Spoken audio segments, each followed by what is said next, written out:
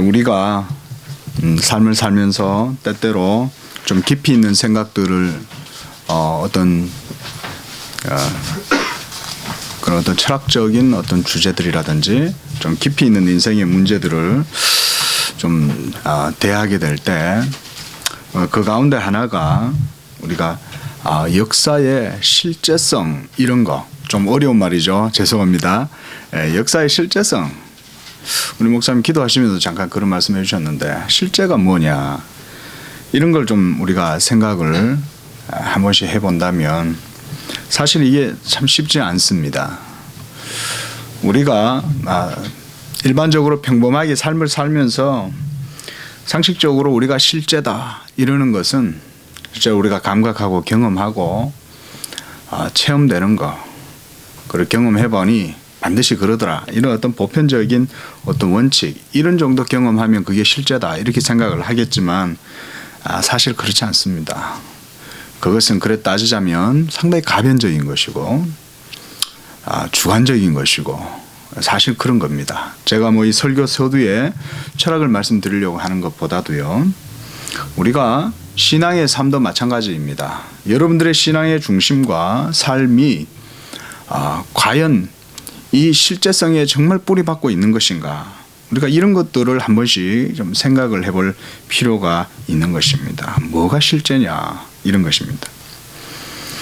자, 우리가 오늘 본문 말씀에 이 출애굽기 말씀을 통해서 하나님께서 이 이스라엘 백성들을 이끌어 가시고 그리고 그들을 통해서 하나님께서 행하시는 일들, 이런 것들을 우리가 구약 성경 속에서 많이 봅니다. 특히 하나님께서 이스라엘이라고 하는 이 한 민족을 택하시고 그들을 애굽에서 이끌어내시고 그리고 가나안 땅에 들어가게 하시고 그리고 가나안 땅에 들어가서도 오랜 역사 동안 하나님께서 그곳에서 이스라엘 백성들의 모든 삶을 주관하고 왕을 세우시기도 하고 선지자를 보내시기도 하고 또 이스라엘을 징치하시기도 하고 권면하시기도 하고 또 구하시기도 하고, 이런 모든 과정들을 우리가 통해서 볼 수 있는 것이 무엇입니까? 그건 바로 모든 역사의 실제는 인간 자신이 아니라 하나님 자신이라는 사실을 보여준다는 것입니다. 우리가 성경을 읽으면서 이런 관점이라고 하는 측면에서 이거 분명하게 우리가 다져야 됩니다. 많은 분들이 성경을 읽을 때 대부분 어떤 형태로 성경을 취하냐면 나한테 유익이 되면 그게 하나님 말씀이고, 그리고 그것이 나한테 응용 가능해서 이것이 어떤 이익으로 산출돼야 그게 하나님 말씀이고, 그게 좋은 것이고 그게 진리고, 이런 식의, 이건 정말 인간적인 생각이죠. 성경에서 때때로 나하고 생각이 안 맞고 그리고 내가 원하는 것과 내가 하고 싶은 것과 전혀 상치되는 어떤 말씀이 나오더라도 그것이 바로 하나님 말씀이라면 그것에 대한 믿음을 가지고 그것을 따라갈 수 있는 것, 이런 게 진짜 실제에 대한 믿음을 가지고 있는 거라고 할 수가 있는 것이죠. 우리가 사실 신앙을 살면서 신앙이라고 하는 이름으로 포장해서 마치 그것이 실제인 것이냐 생각하는 경우가 많지만, 하나님의 말씀에 뿌리박고 있는 것이 아니라면 그것은 하나님의 실제에 따르는 신앙은 아닌 거예요. 하나님께서는 이스라엘 백성들을 광야에서 애굽에서 이끌어내서 이제 홍해를 건너가게 하셨습니다. 14장 사건은 바로 그런 홍해의 사건입니다. 그리고 이 홍해의 사건이 끝나자 이스라엘 백성들은 어허덩실 춤추면서 하나님께 찬양하고 경외하고 감사했습니다. 그런데 오늘 본문 말씀을 보니까 이제 수르 광야로 하나님께서 그들을 인도하여 들어가는데 3일 동안 이 광야길에서 그들이 물을 얻지 못했다고 말씀하고 있습니다. 사실 저는 중동 땅에는 안 가봤지만 이 열사의 땅에, 그렇죠?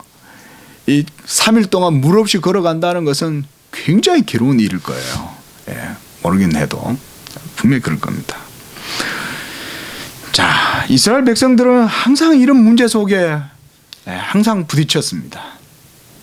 그런데 놀라운 것은요, 우리가 성경을 자세하게 들여다보면 하나님의 아주 세심한 배려와 인도하심이 있다는 거예요.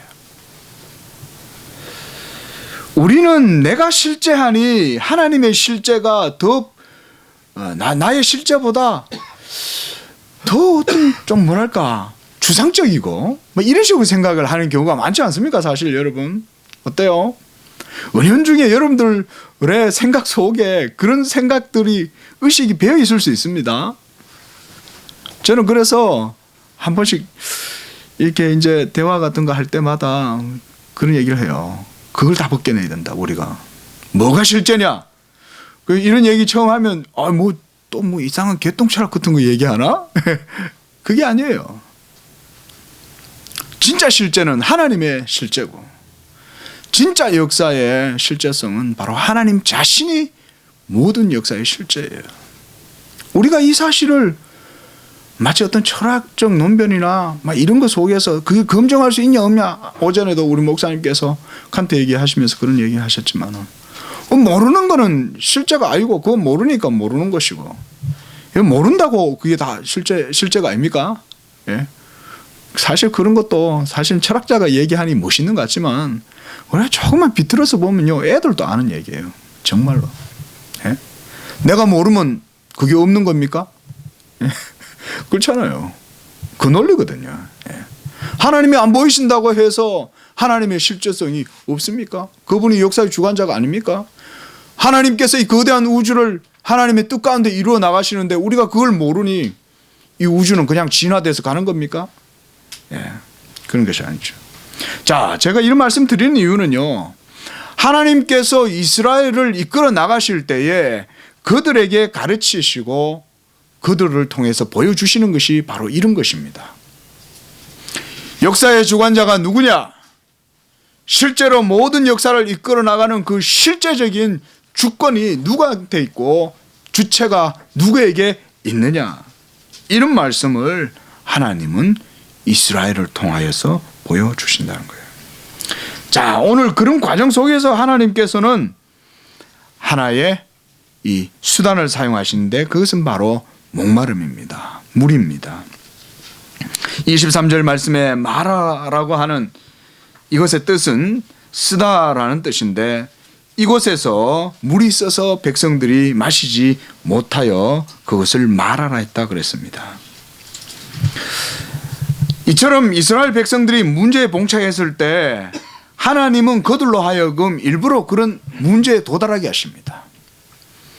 우리가 구약 성경에서 하나님께서 모든 문제들 속에 항상 그들을 이끌어 가신다는 사실을 볼 수가 있습니다.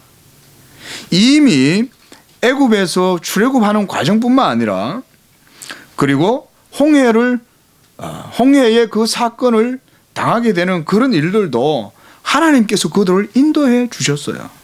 예. 하나님은 다 아시죠. 하나님은 모든 일을 다 아시면서도 하나님은 그들을 그 길로 인도해 가세요. 자, 우리 말씀 한번 보겠습니다. 우리가 13장 말씀 한번 보십시오. 13장 18절 말씀을 보시면요. 자, 그러므로 하나님이 홍해의 광야 길로 돌려 백성을 인도하심에 그랬습니다. 그러면서 하나님께서는 21절에 여호와께서 그들 앞서 가시고 그랬습니다. 그리고 14장에 보면 2절에 하나님께서 모세에게 비하히롯 앞 곧 바알스본 맞은편 바닷가에 장막을 치게 해라. 여기는 어디입니까?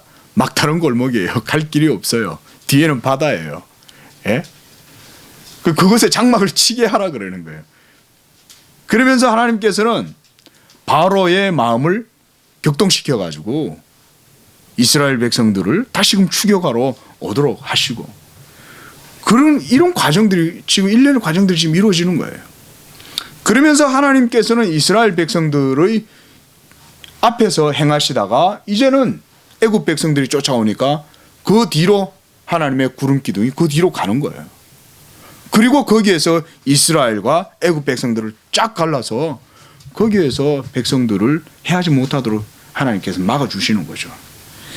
자, 여러분 이 과정을 우리가요 한번 잘 읽어보세요. 읽어보시면 상황이 굉장히 리얼하고 급박한 상황임에도 불구하고 하나님이 모든 일들을 희한하게 영화의 감독자처럼 쫙쫙 하나하나 이끌어 나가시는 걸 볼 수 있습니다. 각각의 섹션마다.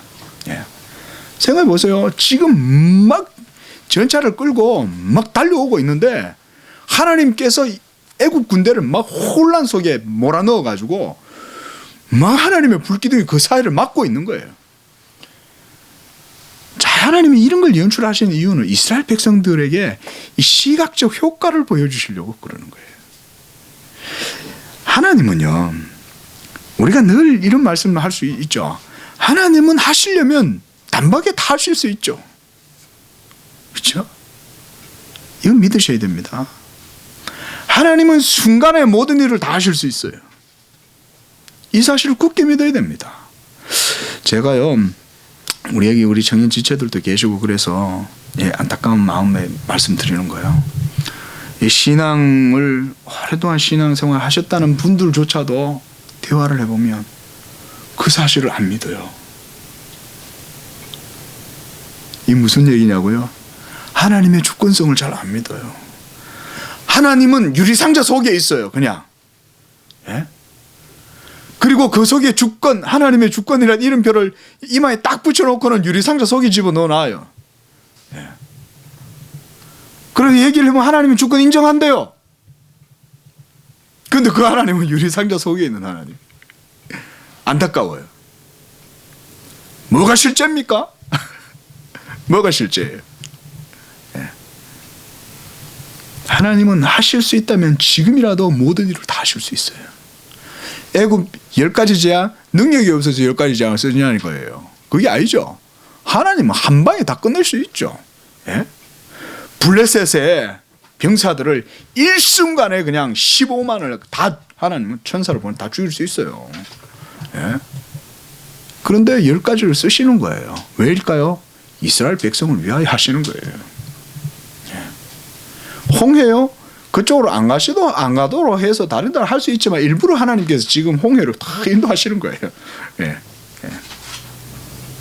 이 모든 과정은 다 하나님께서 자기 백성들을 위하여 이렇게 하시는 겁니다. 하나님의 의도, 하나님의 길, 하나님의 뜻, 이게 그 백성들을 향하여 항상 있다는 사실을 우리가 믿어야 됩니다. 믿으시기 바랍니다. 하나님은 자기 백성을 향한 선하신 뜻을 갖고 모든 일들을 다 행하십니다. 자, 그런데요, 백성들의 태도는 모세를 향한 원망으로 나타났습니다. 이것이 아직은 유아기적인 이스라엘 백성들의 신앙의 모습이에요. 여기서 저는 가장 먼저 하나님의 뜻이 이거라고 봅니다. 유아기적인 이런 이스라엘의 신앙을 이끌어서 하나님을 찬양하게 하는 단계까지 나아가고, 그리고 이제는 하나님께서 광야 3일의 그런 목마름의 과정 속에서 이 마라의 물을 먹게 하심으로 말미암아 이스라엘 백성들이 얼마나 연약한 상태에 있냐는 사실을 보여주시려고 하셨다는 거예요. 이게 하나님의 의도예요. 우리가 구약 성경을 읽을 때 잔잔히 읽어야 하는 이유가 바로 이런 하나님의 섭리를 캐치해내야 되기 때문에 그렇습니다. 안 그러면 구약만큼 어렵고 지리한 거 없죠. 그러나 그렇지 않습니다. 하나님의 세심한 배려와 뜻이 백성들을 향하여 항상 있어요. 그리고 25절에 보면 모세는 하나님께 기도했습니다. 참 이것이, 모세는 기도했는데 다 원망한 거죠. 아론은 뭐 하셨을까요? 아론은 아마 백성들 눈치 보면서 너 어떡할래? 이러고 아마 있었을 것 같아요. 분위기가. 예. 그때 하나님께서 한 나무를 가리키셨습니다. 그러자 모세는 그 나무를 보고 그 나무를 물에 던졌습니다.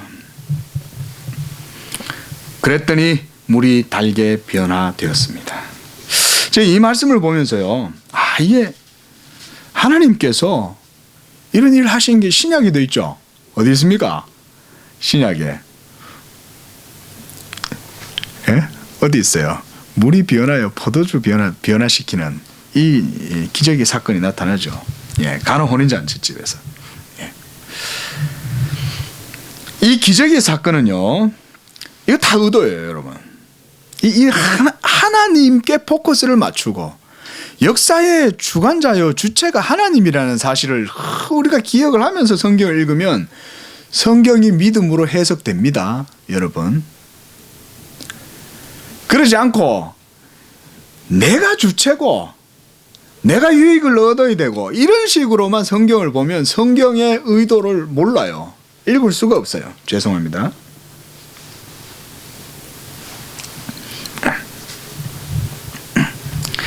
자, 오늘 25절 하반절 말씀해 보면 거기서 여호와께서 그들을 위하여 법도와 율례를 정하시고 그들을 시험하실세 그랬습니다. 좀 독특한 말씀이 나옵니다. 거기서 하나님께서 그들을 위하여 법도와 율례를 정하고 그들을 시험하셨다 그랬습니다. 이 말씀은 약간 좀 어려운 말씀 같습니다. 하나님께서 물이 있어서 마시지 못하고 원망하고 있던 그들에게 모세를 통하여 물을 달게 해주신 다음에 거기서 하셨다는 거예요. 이것은 앞의 사건과 하나님이 율례와 법도를 정하시는 이 두 가지 사건의 연결 구조 속에 있다는 거예요. 그럼 이 앞에 하나님의 마라의 이 쓴물의 사건은 하나님의 의도된 사건이었다는 것입니다. 그리고 그로 말미암아 거기서 하나님께서는 백성들을 시험하시고 율례와 법도를 그들 앞에 세워두시는 거예요. 자, 저는 이것이 하나님의 훈육 방법이라고 봅니다. 이건요. 이 26절 말씀을 한 번 더 보십시다. 너희가 너희 하나님 나 여호와의 말을 들어 순종하고 내가 보기에 의를 행하며 내 계명에 귀를 기울이며 내 모든 규례를 지키면 내가 애굽 사람에게 내린 모든 질병 중 하나도 너희에게 내리지 아니하리니 나는 너희를 치료하는 여호와임이라. 이런 말씀 속에 저는 하나님의 하나님 되심과 백성의 백성됨, 하나님과 백성 사이의 관계가 하나님의 계명에 의하여 세워진다는 사실을 저는 봅니다. 여러분, 우리가 하나님과 그리고 하나님의 백성된 삶의 가장 중심에 무엇이 있습니까? 하나님의 계명이 있습니다. 이 계명을 통하여 백성은 그 계명에 순종함으로 하나님을 자신의 하나님으로 섬기는 것이요, 하나님께서는 그 계명을 통하여 백성들의 순종을 받으시고 그것을 통하여 그들의 하나님이 되시는 것, 이것이 바로 언약의 핵심적인 구도입니다. 신앙에서 하나님의 계명을 제할 수 없는 가장 중요한 이유가 하나님과 하나님의 백성된 관계에 바로 이 계명입니다. 계명 없는 신앙 없습니다.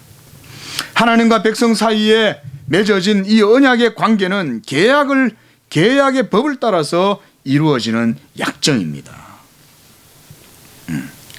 그런데 여기에서 하나님께서는 이 시험을, 백성들을 시험하셨다 그랬습니다. 여러분, 백성을 시험하신다는 이 말씀은 우리가 이 말씀을 잘 이해해야 됩니다. 먼저 이 계명을 통해서 하나님과 백성 사이에 하나님께서 계명을 세워서 행하시겠다는 것이 첫 번째 이유입니다. 또한 이 계명을 통하여 그들의 연약함을 발견하고 수치를 깨닫게 하심으로 말미암아 오직 치유하시는 하나님은 오직 하나님만이 이것을 치료하시고 온전케 하실 수 있다는 사실을 가르쳐 주는 것입니다. 그러할 때에 그들이 온전히 하나님을 의지하게 되는 것입니다. 이것이 하나님께서 계명을 세우시고 그것을 통하여 그들을 시험하시는 뜻이라고 하겠습니다. 그런데 우리가 때때로 이런 난관에 부딪힙니다. 그 백성들이 계명을 따라 행할 수 있는 의나 자질도 없고 능력이 없는 백성들인데 하나님은 그들이 지키지 못할 계명을 왜 주셨는가? 우리가 여기에서부터 믿음으로 나아가야 합니다. 믿음에서 믿음으로 나아가는 것, 이것이 바로 우리의 신앙의 길입니다. 여러분, 하나님께서 내가 지킬 수 없는 이 계명을 왜 주셨을까? 라고 하면 우리가 가장 먼저 해야 될 게 뭘까요?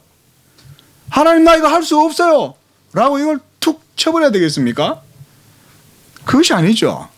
하나님께서 이것을 주신 뜻을 구하고 믿음으로 기도하면서 하나님의 뜻이 뭔가 물어보는 것입니다. 광야의 3일 길을 물 없이 걸어갈 때에 백성들은 이런 걸 배워야 되는 거예요. 왜 물이 없냐고 소리 지르기보다 이 3일 길을 통해서 하나님께서 우리에게 가르치고자 하신 뜻이 무엇일까? 이런 걸 배웠어야 하는 것입니다. 그런데 가장 먼저 모세는 하나님께 기도했습니다. 그러나 백성의 태도는 원망이었습니다. 예. 여러분, 하나님의 뜻은 믿음이 없으면 깨달을 수 없습니다. 하나님의 뜻은 믿어야만 그 의미를 깨달을 수가 있어요. 우리가 오늘 오전에도 이런 말씀을 우리가 들었습니다. 믿는 것과 아는 것, 이 두 가지가 매우 밀접한 관계에 있습니다. 하나님께서는 자기 백성들이 믿음으로 하나님의 귀한 선물들을 받고 누릴 수 있게 모든 길들을 다 인도해 주셨어요. 저는 출애굽기를 보면서요, 그런 사실을 분명히 깨달았습니다. 하나님의 모든 코스마다 행동이, 하나님의 모든 일하심들이 전부 다 이런 과정 속에 있어요. 이스라엘 백성들을 한 단계, 한 스텝 더 올리고 한 단계 더 올려가지고 믿음을 이끌어내가지고 그들로 하여금 하나님을 온전히 믿고 신뢰하는 길로 나아가도록 하셨다는 거예요. 한번 출애굽기 한번 잘 읽어보십시오. 그런 과정 속에 하나님께서 백성들을 이끌어내십니다. 급기야 우리가 이 13장 말씀 한번 보십시오. 14장입니다. 14장 31절 말씀 보면 이스라엘이 여호와께서 애굽 사람들에게 행하신 큰 능력을 보았으므로 백성이 여호와를 경외하고 여호와와 그의 종 모세를 믿었더라 그랬습니다. 그 이전까지 불평하고 왜 우리를 이 광야로 이끌어냈냐고 막 하던 이스라엘 백성들이 하나님을 경외하기 시작하고 그리고 하나님과 모세를 믿게 되었던 거예요. 하나님은 자기 백성들이 이끌어내실 때 믿음으로 모든 일들을 하도록 행하십니다. 준비하셔요. 네.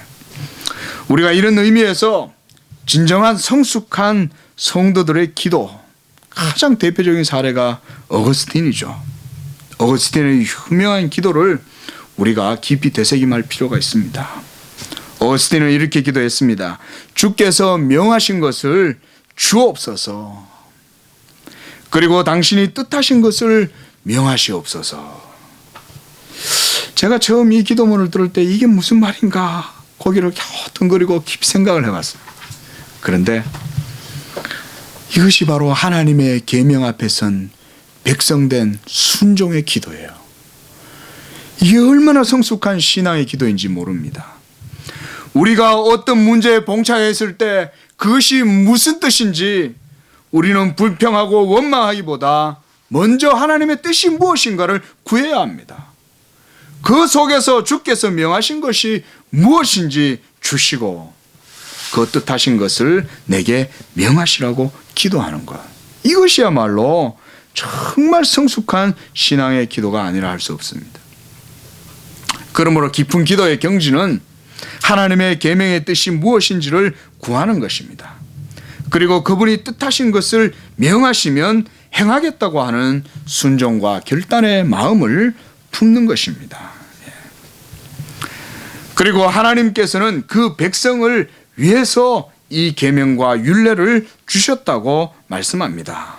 오늘 본 말씀을 보면 하나님께서 그들을 위하여라고 25절 말씀에 말씀하고 있습니다.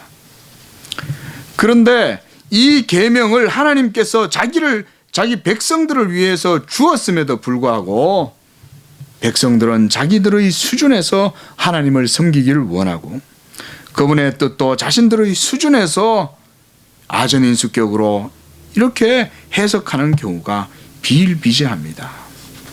그러나 계명을 주시는 하나님의 의도와 목적은 하나님께서 첫 언약 아담과 맺으신 그 약정에서도 볼 수가 있습니다. 어떤 분들은 그렇게 말합니다. 왜 하나님께서 선악과 나무를 거기다가 세워놔 가지고 인류로 하여금 파멸에 이르도록 했는가? 하나님께서 인류를 그렇게 조롱하셨는가? 이런 천박한 생각을 한다는 것이죠. 그게 무슨 얘기입니까?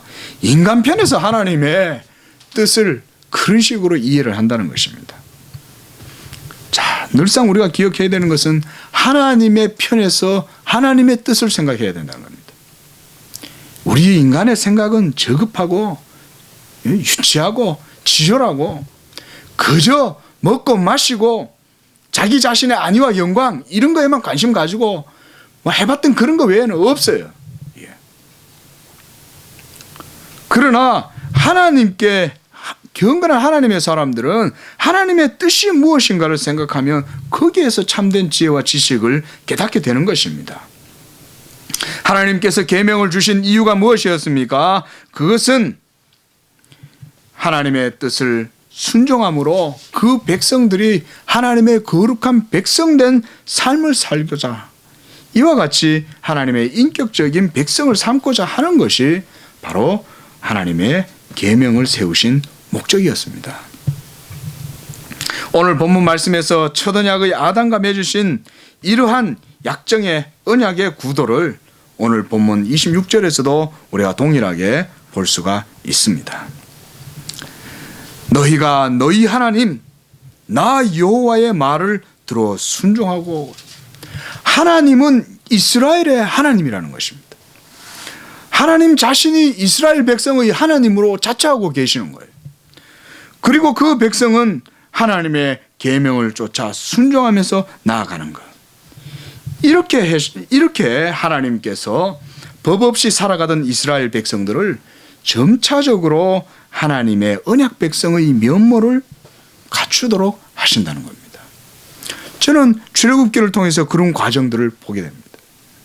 처음에는 하나님께서 애굽에서 법 없이 살아가던 그들을 오로지 아브라함의 언약에만 근거해서 그들을 이끌어내십니다. 그리고 광야의 길을 걸어가실 때도 그냥 그대로 통과해서 짧은 기간, 단시간, 최단시간 안에 가나안 땅으로 들어가게 하시지 않고 광야 40년 길을 돌게 하시는 거예요. 그 이유가 무엇이냐? 그것은 바로 하나님의 계명을 쫓아서 하나님의 백성된 삶을 살도록 하시기 위한 훈련의 과정들이었다는 것입니다.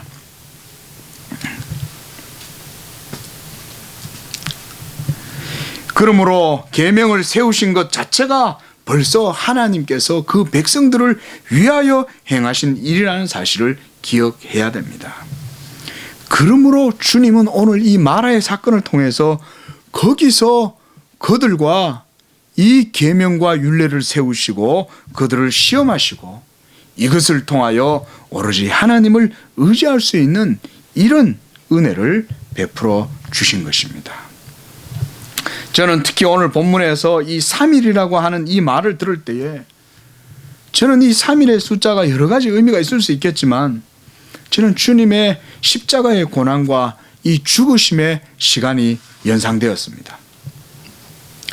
그리고 쓴물이 단물로 바뀌게 된 것은 그리스도의 고난을 통해서 우리의 구원의 생수를 마시게 되었다는 것으로 그렇게 해석하고 싶었습니다.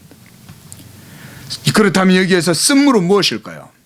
쓴물은 바로 율법의 물이라고 하겠습니다. 율법의 물. 그러나 복음의 물은 달콤한 생수입니다. 주님은 이 율법의 물을 바꾸어서 은혜의 생수로 바꾸어 주시는 분이라는 것입니다. 율법은 선하고 계명도 거룩하고 의로운 것인데 그리고 그것은 사람을 살리는 계명임에도 불구하고 이스라엘 백성들의 지금의 영적 상태는 이 율법을 마셨을 때에 이 율법이 그들에게는 쓴물이 되는 거예요. 마실 수 없는 물이 된 것입니다. 그들의 타락하고 부패한 본성 그 자체로는 하나님의 거룩한 계명의 물을 그대로 마실 수가 없다는 거예요. 그래서 하나님께서는 이 치료하시는 분이 하나님이란 사실을 보여주시기 위하여 한 나무를 보여주시고 이 나무를 모세가 물에 던졌을 때에 그 물이 변화되고 그래서 이 물이 달콤한 생수로 바뀌게 된 것입니다. 여러분, 하나님은 어떤 분입니까? 우리를 치료하시는 분이십니다. 여러분, 하나님이 치료하신다는 게 무슨 의미입니까? 문둥병자를 낫게 하시는 것, 이런 기적이 하나님을